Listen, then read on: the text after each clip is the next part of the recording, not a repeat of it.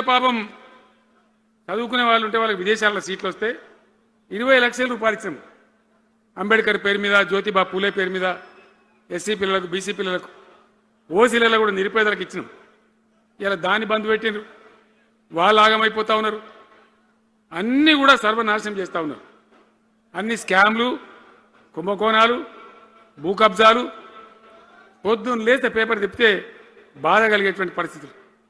So ఈ రకంగా సింగరేణి, అద్భుతంగా ఉన్న సింగరేణి నాశనం చేసి ఇలా బొగ్గులకు స్కామ్, సివిల్ సప్లైస్ల స్కామ్, మొత్తం అని కూడా స్కామ్లు, దోపిడీ తప్ప ప్రజలకు పనిచేసే పరిస్థితి లేదు. మరి ఏం జరగాల? కాంగ్రెస్ వాళ్ళు చెప్పిన మాటలు వింటే ఈ మాటలు కోడలు దాటినట్టు ఇష్టం ఉన్నట్టు చెప్పారు. చివరికి ఏందిరా ఇప్పుడు 2.5 ఏళ్ళు గడిచిపోయింది. మరి ఏంది కథ? కాకికి పెడదామంటే కంకెడి లేవు, పిట్టకి పెడదామంటే పిడికెడి లేవు. వటియే ముచ్చట్లు, వటియే మాటలు తప్ప ఎక్కడ ఏం జరిగింది లేదు. ఏ డిపార్ట్మెంట్లో కానీ, ఏ రంగంలో కానీ, ఒక ఇరిగేషన్లనా, ఒక కరెంట్లనా, ఇంకో దానినా, ఒక అర్బన్ డెవలప్మెంటా, రూరల్ డెవలప్మెంటా ఏమైనా జరిగిందా? ఆనాడు మన పల్లెలు బాగు చేసుకోవాలని చెప్పి దేశంలోనే ఎక్కడ లేని విధంగా పల్లె ప్రగతి కార్యక్రమాలు చేసినాం. ప్రతి ఊరికి అన్నేళ్ళ తెలుగుదేశం కాంగ్రెస్ గవర్నమెంట్లు ఉంటే చచ్చిపోతే ఏడగాలేసుకోవడం జాగ కూడా చూపించలే. ప్రతి గ్రామానికి ఆనాడు మనం వైకుంఠ ధామాలు కట్టినాం. ప్రతి గ్రామంలో క్రీడా ప్రాంగణాలు కట్టినాం. ప్రతి గ్రామంలో నర్సరీలు పెట్టినాం. ప్రతి గ్రామంలో పల్లె ప్రకృతి వనాలు పెట్టినాం. ప్రతి గ్రామ పంచాయతీకి ట్రాక్టర్ ఇప్పించినాం. ఆనాడు చెత్త తీసేది.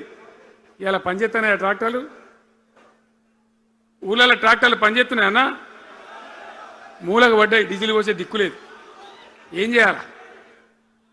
పల్లె ప్రకృతి వనం పెడితే దాన్ని నీరు పోసే దిక్కులేదు. ఏం రోగం వచ్చింది?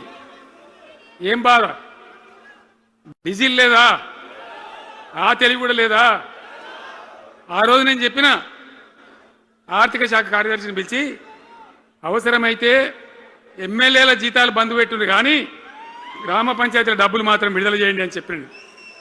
అంత టెన్షన్గా డబ్బులు పంపించేది, కార్యక్రమాలు జరిగేది, గ్రామాలు మంచిగా ఉండేది. అది నాశనం పట్టింది. మున్సిపాలిటీలు అయితే మురిక్కుపాలు అయిపోయినాయి. మరి ఏం చక్కగా ఉన్నట్టు? ఏం బాగున్నదన్నా?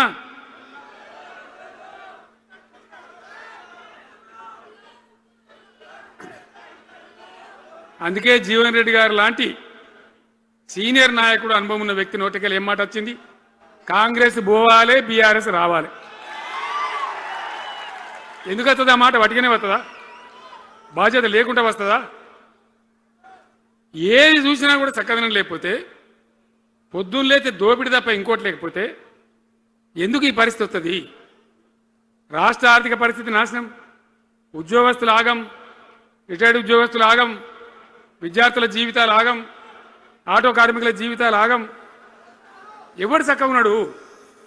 సంతృప్తి ఎవరున్నారు? ఏం జరుగుతూ ఉంది? ఇది ఈ రాష్ట్రంలో ఉన్న పరిస్థితి. ఇక నేను చెప్పానంటే తెల్లారిదాకా చెప్పచ్చు.